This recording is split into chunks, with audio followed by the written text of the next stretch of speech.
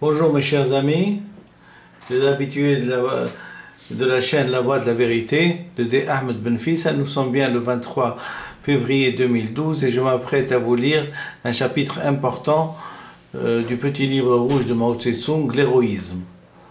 Alors, on commence par le début, notre première page qui est toujours rouge, en hommage à M. Mao Tse-tung et à tous ses combats et à tous ses idéaux.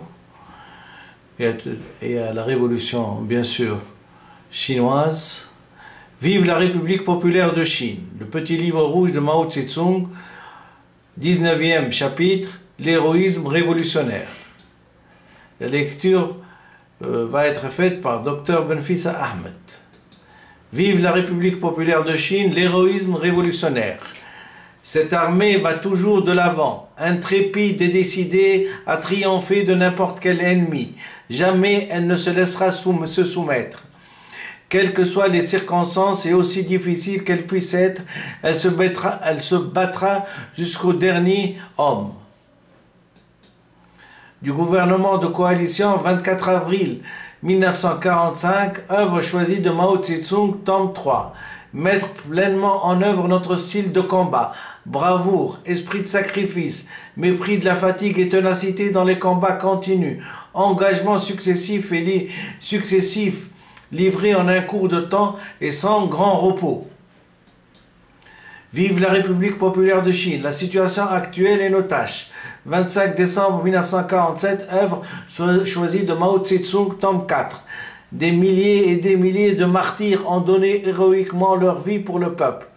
Levant haut leur drapeau, avançant sur la voie que leur sang nous a tracée, du gouvernement de coalition, 24 avril 1945, œuvre choisie de Mao Tse-tung, tome 3.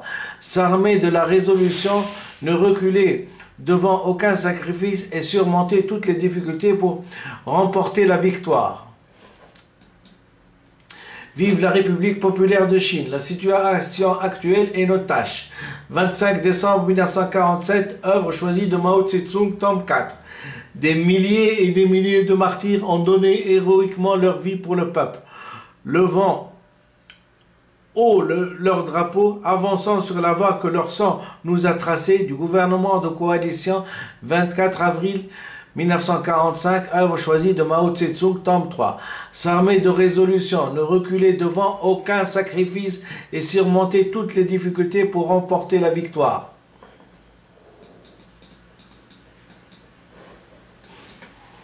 Vive la République populaire de Chine.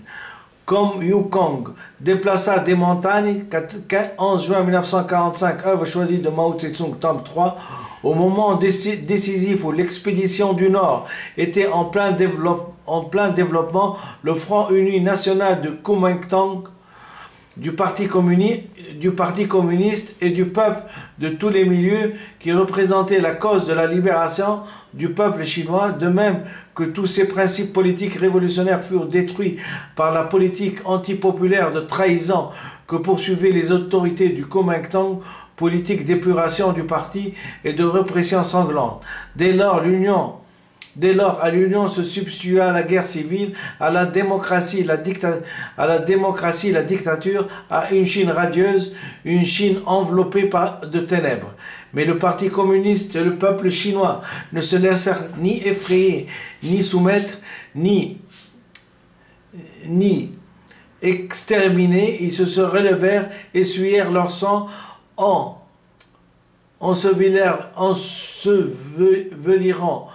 les camarades tombés au combat et poursuivirent la lutte. Levant haut le grand drapeau de la révolution, ils entreprirent de résister par les armes. Dans la vaste région de la Chine, ils instaurèrent le pouvoir du peuple précédemment.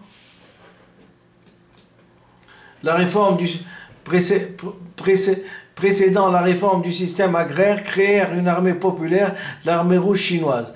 Ils conservèrent ainsi, puis développèrent les forces révolutionnaires du peuple chinois, du gouvernement de coalition 24 avril 1945, œuvre choisie de Mao Tse-tung, tome 3.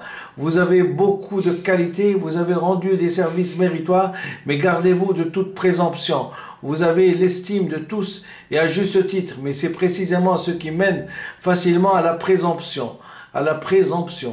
Si vous devenez orgueilleux, si vous manquez de modestie, si vous ne faites plus d'efforts, si vous ne respectez pas les autres, si vous ne respectez pas les cadres et les masses, vous cessez d'être des héros du travail et des travailleurs modèles. De tels cas sont présents dans le passé et j'espère que vous ne suivrez pas cette voie. Vive la République populaire de Chine. Apprendre le travail économique.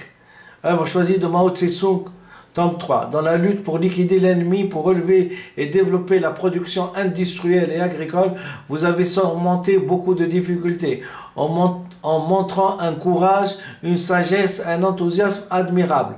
Vous êtes des modèles pour la nation chinoise tout entière. L'élite qui fait progresser victorieusement la cause du peuple dans les différents domaines. Un sur-soutien du gouvernement populaire et un point qui le relie aux larges masses. Message de félicitations adressé au nom du comité central du Parti communiste chinois, la conférence nationale des représentants des héros de combat et des travailleurs modèles, 25 septembre 1950. Vive la République populaire de Chine.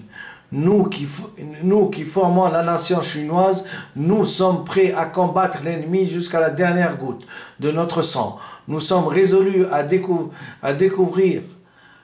recouvrir par nos propres efforts ce que nous avons perdu et nous sommes capables de tenir notre place parmi les nations.